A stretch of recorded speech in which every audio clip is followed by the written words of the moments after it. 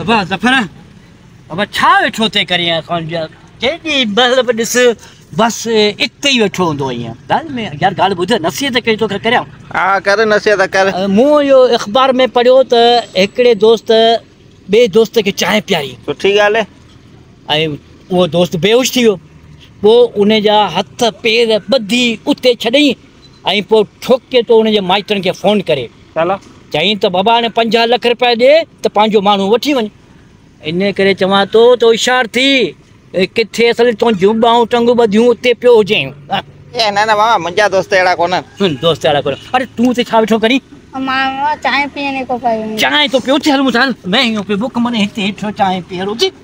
मामा जी उम्र थी वई अलाए कहिड़ी ख़बरूं पियो करे मिणी जेठारे पे मामा अब वांदो है घर का। ज़फ़र सलाम अलैकुम। वालेकुम सलाम। ज़फ़र ॼाण तो के चाय तो पहिरियां छा यादि कंदे मामा री ॻाल्हि लॻे तो सची दे तो भॼी जान चेदा ही बाबा फोन कंदो बाबा तो पैसा ॾींदो कोन ही तो मूंखे मारे विञाए छॾींदो बॼड़े बॼ कहिड़ी सोचनि महले वे बाबा।